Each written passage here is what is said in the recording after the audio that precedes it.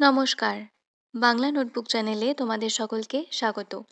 আজকে তোমাদের সাহিত্যের ইতিহাস ও সাহিত্য সম্ভার থেকে আরও একটি মিক্স মক টেস্ট ক্লাস। তোমরা যারা এসএলএসটি মাদ্রাসা দিচ্ছ তাদের জন্য কিন্তু ভিডিওগুলো ভীষণ গুরুত্বপূর্ণ। তোমরা সকলেই এই মক টেস্টগুলো দিয়ে ভালোভাবে প্র্যাকটিস করে নিতে পারো। দেখো আজকের প্রথম প্রশ্ন কি রয়েছে। দিন নেই রাত নেই ঘুম নেই, এটি কোন কবিতার অংশ বা কোন কবিতার লাইন?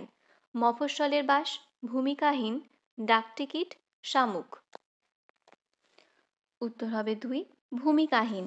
ভূমিকাহীন কবিতাটি ভাস্কর চক্রবর্তীর লেখা। পটদিদি ওরফে স্নেহলতা মৈত্র কত সালে জন্মেছিলেন? 1883, 1880, 1882 নাকি 1863? পটদিদি জন্মেছিলেন 1883-তে এবং তার মৃত্যু হয় 1960-এ। নেক্সট দেখো, সূর্য ডুবলো ড্যাশ গভীরে, শূন্যস্থানটি পূরণ করো। পশ্চিমে, জলের, মাঠের, ধানের। সূর্য ডুবলো ধানের গভীরে প্রশ্নটি নেওয়া হয়েছে মফস্বলের বাস কবিতা থেকে। মফস্বলের বাস কবিতাটি প্রসূন বন্দ্যোপাধ্যায়ের লেখা। চিল্কা গদ্যাংশে উল্লেখিত কথকের ভাগ্নির নাম কি? আয়েশা, কৃষ্ণা, সীমা, শামীমা। চিল্কা গদ্যাংশে উল্লেখিত কথকের ভাগ্নির নাম কৃষ্ণা। গদ্যাংশ অনুযায়ী এদের মধ্যে কে প্রতাপাদিত্যের সঙ্গে যুদ্ধ করেননি? আজিম খাঁ, শের খাঁ, ইব্রাহিম, ঈশা খাঁ। প্রতাপাদিত্যের সঙ্গে যুদ্ধ করেননি ঈশা খাঁ। ব্যাঘ্র সভার মধ্যে উপস্থিত উদ্ধত স্বভাবের ব্যাঘ্রটির নাম কি? বৃহলা লাঙ্গুল, মহাদংস্ট্রা, শেষ দংস্ট্রা, ক্ষুদ্রা লাঙ্গুল।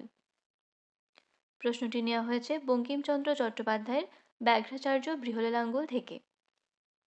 উত্তর হবে মহাদংস্ট্রা, যে ছিল উগ্র স্বভাবের ব্যাঘ্র, এবং পণ্ডিত যে ব্যাঘ্র ছিল তার নাম বৃহলা লাঙ্গুল। তখন সেটাই রাজ ঐশ্বর্য।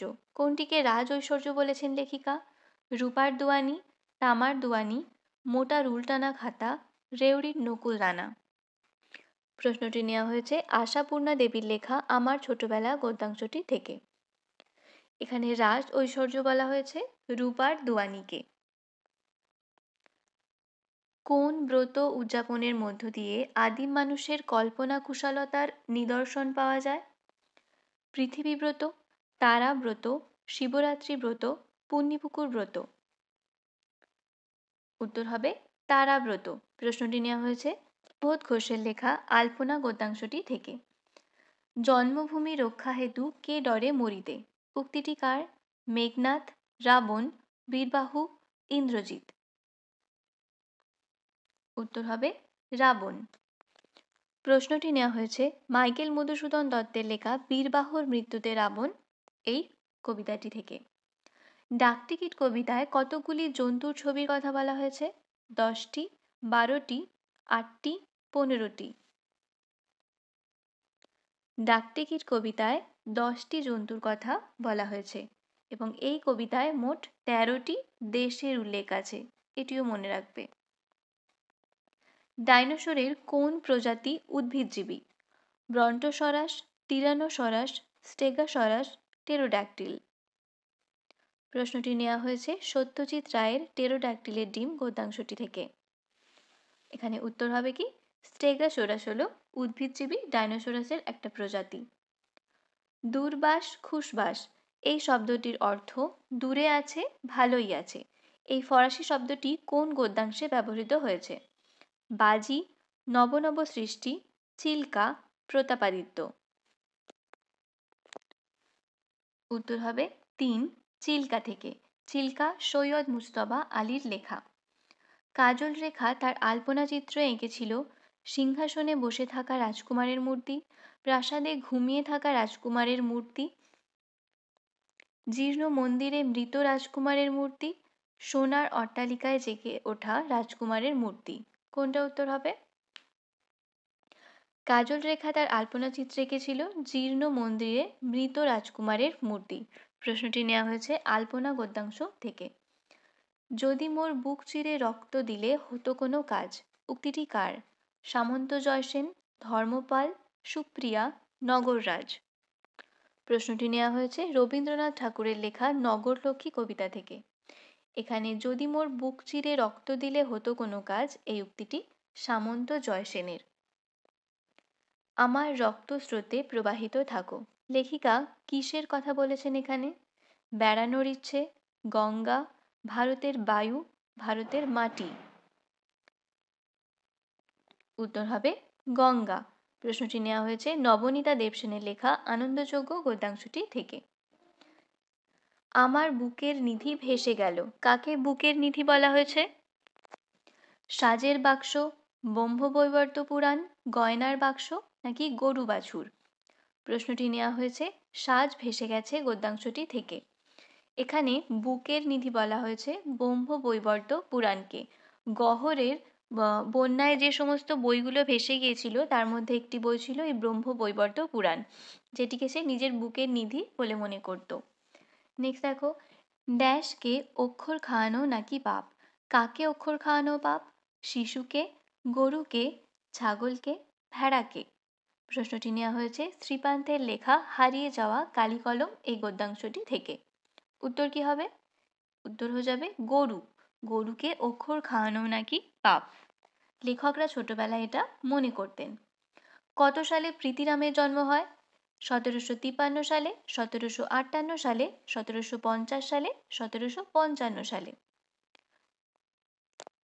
প্রশ্নটি নেওয়া হয়েছে লোকমাতা রানী রাসমণি থেকে।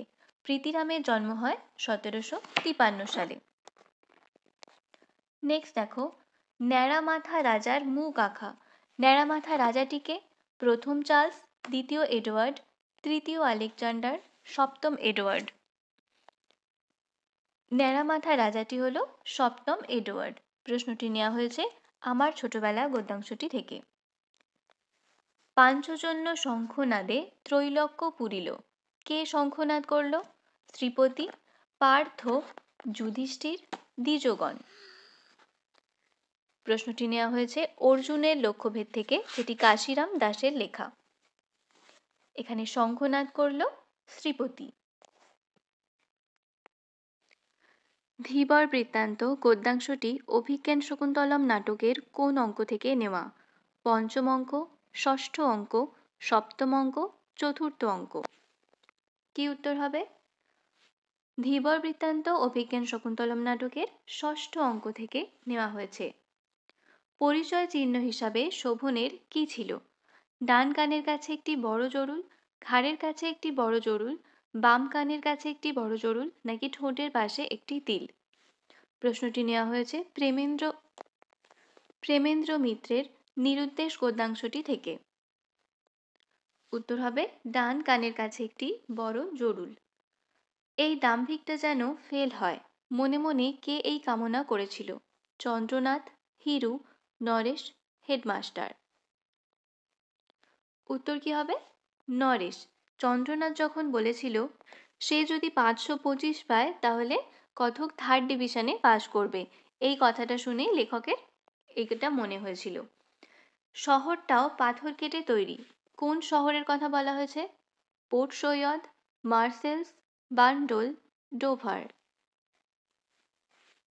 প্রশ্নটি নেওয়া হয়েছে অন্নদাশঙ্কর রায়ের লেখা পথে প্রবাসে গদ্যাংশটি থেকে।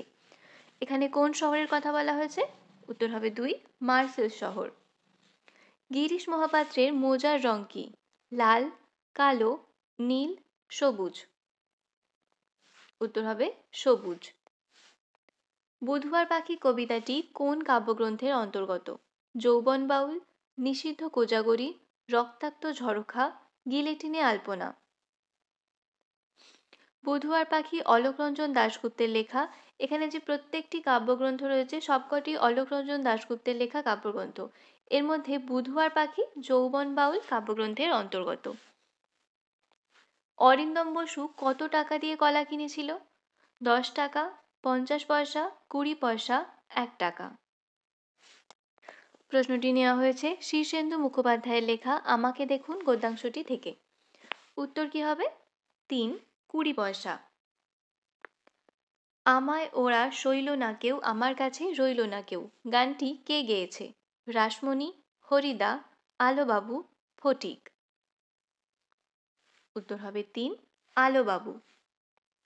কথক এবং তার বন্ধুরা কোথায় উচ্চ প্রাইমারি পরীক্ষা দিতে যাবেন? বর্ধমান, রানাঘাট, কলকাতা, রানীকুঠি। উত্তর হবে ২, রানাঘাট। প্রশ্নটি নেওয়া হয়েছে শাবলতলার মাঠ গদ্যাংশটি থেকে। দেখো আজকের শেষ প্রশ্ন, রত্নের মূল্য জহুরির কাছেই, এখানে কাকে জহুরি বলা হয়েছে? রামবাবু, মতি, প্রীতিরাম, তপনের মেশো। এখানে জহুরি বলা হয়েছে তপনের মেশোকে। আর এই প্রশ্নটি নেওয়া হয়েছে আশাপূর্ণা দেবীর লেখা জ্ঞানচক্ষু গদ্যাংশটি থেকে। এই ছিল আজকে তোমাদের সাহিত্য সম্ভার এবং সাহিত্য সঞ্চয়ন থেকে মক টেস্ট। তোমাদের কার কত স্কোর হলো সেটা অবশ্যই জানাবে। ভিডিও ভালো লাগলে অবশ্যই লাইক, শেয়ার এবং একটু কমেন্ট করে দিও।